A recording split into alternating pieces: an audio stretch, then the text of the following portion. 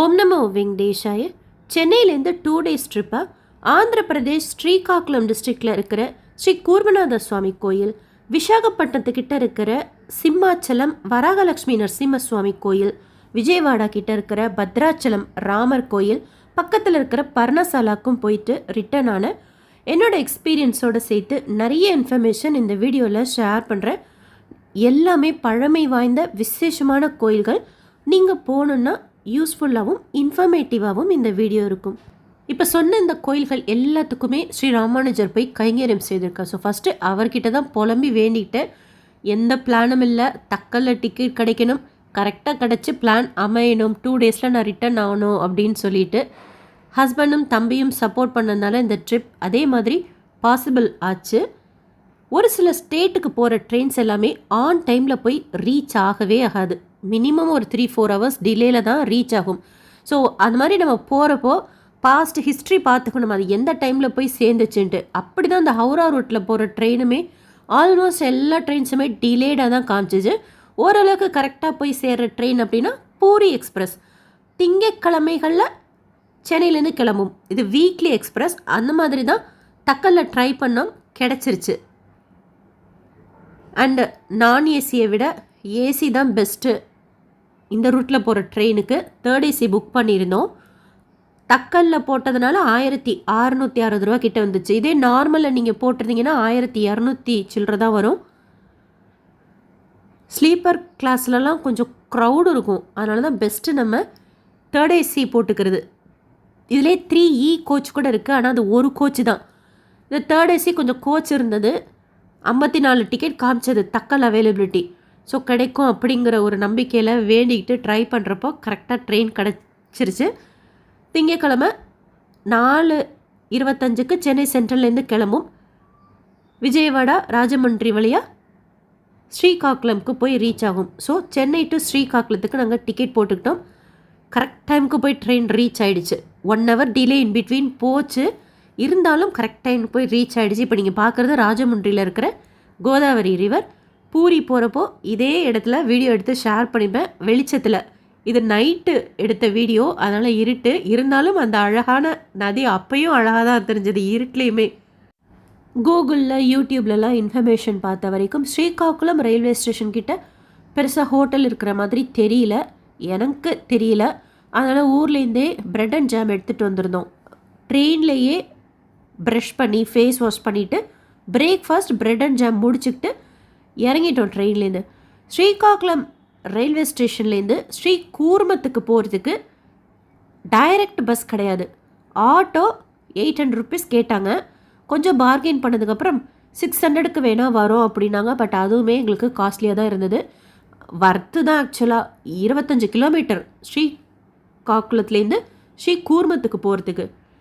நாங்கள் என்ன பண்ணோம் அப்படின்னா, ரயில்வே ஸ்டேஷன்லேருந்து வெளியில் வந்து மெயின் ரோட்டில் பஸ்ஸு நிறைய இருக்குது அப்படின்னாங்க. அப்படி போகும்போதே ஒருத்தர்கிட்ட கேட்டோம், அந்த ஊர்க்காரர்கிட்ட. ஷேர் ஆட்டோ வந்துச்சு. 30 ரூபா ஷேர் ஆட்டோவில் ஏறி ஸ்ரீகாக்குளம் டவுனுக்கு போயிட்டோம். ஸ்ரீகாக்குளம் டவுனுக்கு போய் தான் ஸ்ரீ கூர்மம் போகணும். பஸ்ஸில் போகிறதா இருந்தால், பப்ளிக் டிரான்ஸ்போர்ட்டில் போகிறதா இருந்தால். டைரெக்டாக ஆட்டோவில் போகிறோம் அப்படின்னா 600 800 ரூபா கேட்குறாங்க. ஸோ இதன் வழியாக வந்து ஆப்போசிட்டில் நீங்கள் பார்க்குற இடத்துக்கிட்ட போனோம் அப்படின்னா பஸ்ஸு ஷேர் ஆட்டோன்ட்டு 5 நிமிஷத்துக்கு ஒருக்க உங்களுக்கு ஃபெசிலிட்டிஸ் இருக்கும். 30 ரூபா, கிட்டத்தட்ட ஒரு 1/4 மணி நேரம் போகுது. ஸ்ரீகாக்குளம் டவுனுக்கு போனோன்னா அங்கேருந்துமே உங்களுக்கு ஷேர் ஆட்டோ இருக்கும், பஸ் ஃபெசிலிட்டி இருக்கும். ஆனால் லேட் ஆகிடும் அப்படிங்கிறதுனால ஷேர் ஆட்டோவில் ஸ்ரீகாக்குளம் டவுனுக்கு போயிட்டு அதே ஆட்டோக்கார்ட்ட கேட்டோம், எங்களை இந்த ஆட்டோலேயே ஸ்ரீகூர்மத்துக்கு கொண்டு போய் விட்டுறீங்களா அப்படின்ட்டு. 300 ரூபா கேட்டார். ஷேரிங்காக போனால் 30 ரூபா ஒருத்தருக்கு. தனியாக ஆட்டோ பேசிட்டோம் அப்படின்னா 300 ரூபா கேட்டாரா, சரின்னு சொல்லிட்டு அவர்கிட்டே 350 ரூபா மொத்தமாக கொடுத்துட்டு ஸ்ரீகாக்குளம் ரயில்வே ஸ்டேஷன்லேருந்து இப்போ நீங்கள் பார்க்குறது ஸ்ரீ கூர்மநாத சுவாமி கோயிலுக்கு வந்து ரீச் ஆகிட்டோம். தச அவதாரங்களில் 2வது அவதாரமான ஸ்ரீ கூர்மநாத சுவாமிக்குன்னு இருக்கிற ஒரே கோயில். இந்த கோயில் பற்றின டீட்டெயில் இன்ஃபர்மேஷன் தனியாக ஷேர் பண்ணுறேன். கோயிலில் ஸ்வேத புஷ்கரிணின்னு சொல்லிட்டு ஒரு பெரிய குளம் இருக்குது. அங்கே போய் ஒரு முங்கிட்டு பக்கத்துலேயே ட்ரெஸ் மாற்றிக்கிறதுக்கு பாத்ரூம் ஃபெசிலிட்டியும் இருக்குது. ஸோ அந்த மாதிரி ரெஃப்ரெஷ் செய்துக்கலாம். தரிசனம் முடிச்சுட்டு வெளியில் வந்தோன்னா இப்போ நான் இருக்கிற இடத்துக்கிட்ட லெஃப்ட் சைடில் ஸ்வேதா அக்கா கடைன்னு சொல்லிட்டு ஒரு கடையில் பூரி இட்லியெல்லாம் ரீசனபிள் ப்ரைஸில் சூப்பராக இருந்துச்சு. அந்த அக்கா பேர் ஸ்வேதா. லெஃப்ட் சைடில் ஒரு 4வது கடை மாதிரி இருக்கும். நல்லா இருந்துச்சு அங்கே ஃபுட்டு. அங்கேயே லக்கேஜ் வச்சுட்டு தான் போய் தரிசனம் செய்துட்டு வந்தோம். தரிசனம் முடிச்சோன்னா 200 ஆட்டோ கொடுத்துட்டு இப்போ நீங்கள் பார்க்குறது அரசவல்லி சூரியநாராயணர் கோயில். அந்த க்யூ லைனை பார்த்தாலே தெரியுது. ஸ்பெஷல் டேஸ்லலாம் ஏகப்பட்ட க்ரௌடு இருக்கும் போல இருக்குது. 300 தரிசன டிக்கெட்லாம் வச்சுருக்குறாங்க. பட் நாங்கள் நார்மல் டேஸ் வீக் டேஸில் போனதுனால கூட்டமே இல்லை. சூரியநாராயணரே வித்தியாசமாக மீசையோடு இருக்கார். பாதத்துக்கிட்ட துவார பாலகரோட ரொம்ப விசேஷமான பழமை வாய்ந்த கோயில் அப்படின்னாங்க. இங்கே தரிசனம் முடிச்சுட்டு மத்தியானம் இங்கேயே அன்னப்பிரசாதம் கொடுத்தாங்களா, சூப்பராக இருந்துச்சு. சாப்பிட்டுக்கிட்டோம். அகெயின் மெயின் ரோடுக்கு போய் ஷேர் ஆட்டோ பிடிச்சி ஸ்ரீகாக்குளம் டவுனுக்கு வந்தோம் அப்படின்னா ஆன்லைன்லேயே APSRTC bus AC bus book பண்ணிக்கிட்டோம். விசாகப்பட்டினத்துக்கு 2 மணி நேரத்தில் கொண்டு போய் விடுற மாதிரி பஸ் இருக்குது. 2.25 மணி நேரத்தில் போய் ரீச் ஆகிற மாதிரி பஸ் இருக்குது. நாங்கள் போன அந்த ஏசி பஸ் 2 மணி நேரத்துக்கு கம்மியாகவே விசாகப்பட்டினத்துக்கு போய் ரீச் ஆகிடுச்சு. ஃபஸ்ட் டைம் விசாகப்பட்டினம் போகிறோம். சிம்மாச்சலத்துக்கு போகிறதுக்கு பஸ்ஸெல்லாம் எப்படி செட் ஆகுமோ, இப்போ கால் டாக்ஸி வச்சுட்டே போயிடலாம் அப்படின்னு தான் போனோம். ஆனால் அங்கே இருக்கிறவங்க சொன்னாங்க 6A பஸ் வரும் சிம்மாச்சலத்துக்கு போகிறதுக்கு அப்படின்னாங்க. கரெக்டாக அந்த 6A பஸ் ஸ்டாப்புக்கு போய் நின்னோம். பஸ் ஸ்டாண்ட் உள்ள அந்த பிளாட்ஃபார்மில் வந்துச்சு, ஏற்றுனாங்க, உடனே கிளம்பிட்டாங்க. 30 ரூபா தான் சிம்மாச்சலத்துக்கு போகிறதுக்கு. சிம்மாச்சலம் விசாகப்பட்டினத்துலேருந்து ஒரு 15 கிலோமீட்டர் இருக்கும்னு நினைக்கிறேன். சிம்மாச்சலம் அடிவாரத்து வரைக்கும் தான் அந்த பஸ்ஸு போகும். அடிவாரத்துலேருந்து மலைக்கு போகிறதுக்கு ஒரு சின்ன மலை மேலே தான் வராகலட்சுமி நரசிம்மசுவாமி கோயில். ஸோ அடிவாரத்துலேருந்து நம்ம பஸ்ஸு மாறிக்கணும். பஸ் ஸ்டாண்ட்லேருந்தே தேவஸ்தான பஸ்ஸும் இருக்குது, ஏபிஎஸ்ஆர்டிசி பஸ்ஸும் இருக்குது. நாங்கள் ஏபிஎஸ்ஆர்டிசி பஸ்ஸில் போனோம். 25 ரூபா மலைக்கு போகிறதுக்கு.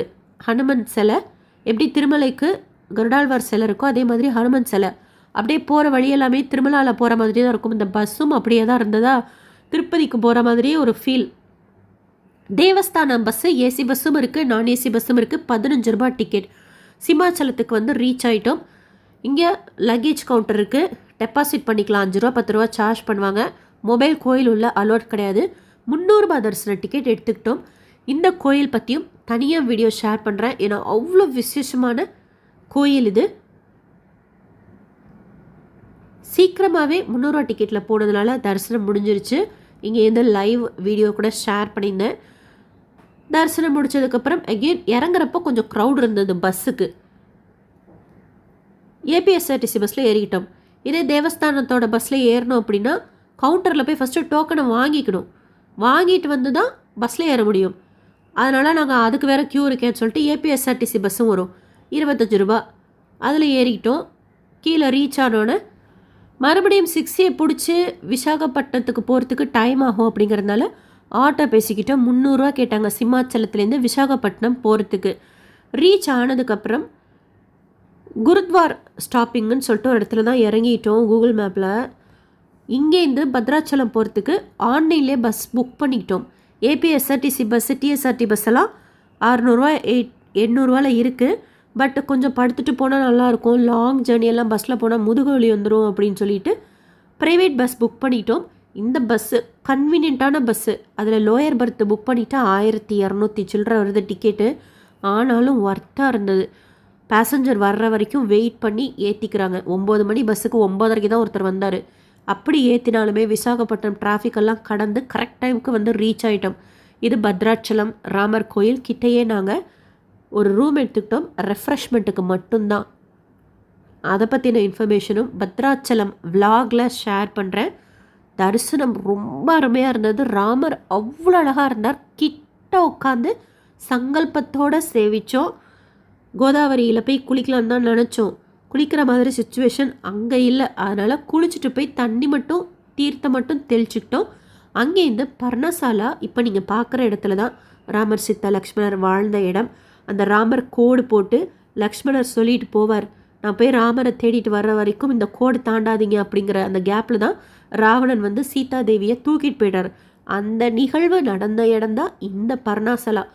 பத்ராச்சலத்துலேருந்து 35 கிலோமீட்டர் தாண்டி இருக்குது. இது தெலுங்கானாவில் வந்துடும் இந்த ஏரியா. 35 கிலோமீட்டர்ஸ் ஆட்டோவில் தான் பேசிக்கிட்டு போனோம். ஃபஸ்ட்டு ரோடு நல்ல ரோடும் வரும், இருந்தாலும் ஃபஸ்ட்டாகவும் ரோடு இருந்ததா முதுகு வலி செம்மையாக இருந்தது. ரிட்டர்ன் வர்றப்போ ஒரு அண்ணாமலையார் கோயிலில் அன்னதானம் கொடுத்தாங்க. அங்கே தான் சாப்பிட்டுக்கிட்டோம். ஏன்னா மறுபடியும் பத்ராச்சலம் பஸ் ஸ்டேஷனில் போய் ஹோட்டல்லாம் தேடுறதுக்கு டைம் இருக்காதுன்னு சொல்லிட்டு அங்கே போனோன்னா 1 மணிக்கு பஸ் இருந்தது விஜயவாடாக்கு. விஜயவாடாக்கு வந்து ரீச் ஆனோன்னே 6 மணி நேரம் ட்ராவல். ஸோ நைட்டு 9 மணிக்கு டிக்கெட் புக் பண்ணியிருந்தோம். கிராண்ட் ட்ரங்க்கில் தக்கலில் தான் போட்டோம், கிடச்சிது.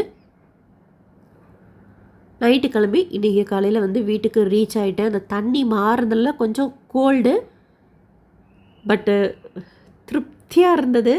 இது எல்லாத்துக்குமே காரணம் ஸ்ரீ ராமானுஜரோட பிளெஸ்ஸிங்.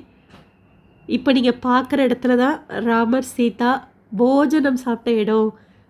குளிச்சுட்டு சீதாதேவி அவங்க சாரியை காய போட்ட இடம் அப்படிலாம் சொன்னாங்க. அதெல்லாம் கேட்டுட்டு அந்த இடத்துல நிற்கிறதுக்கே அவ்வளோ பிளஸ்டாக இருந்தது இந்த இடம்.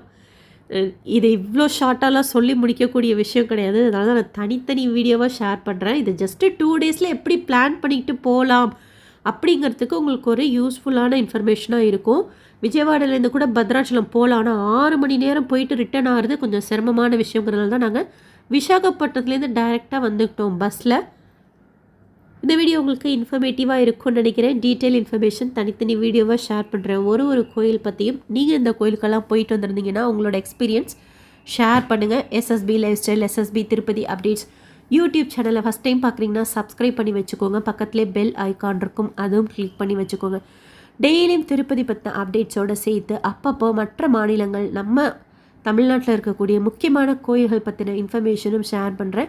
நீங்கள் தரிசனத்துக்கு போகிறப்போ யூஸ்ஃபுல்லாகவும் இன்ஃபர்மேட்டிவாகவும் இருக்கும். நான் போகிற ட்ரிப்ஸ் எல்லாமே நாங்களே பிளான் பண்ணிக்கிட்டு மேக்ஸிமம் நைட்டு ஸ்டே எல்லாம் ஜேர்னியில் ஸ்பெண்ட் பண்ணிவிட்டு எக்கனாமிக்கலாக போயிட்டு வர மாதிரி தான் போயிட்டு வந்துட்டுருக்குறோம்.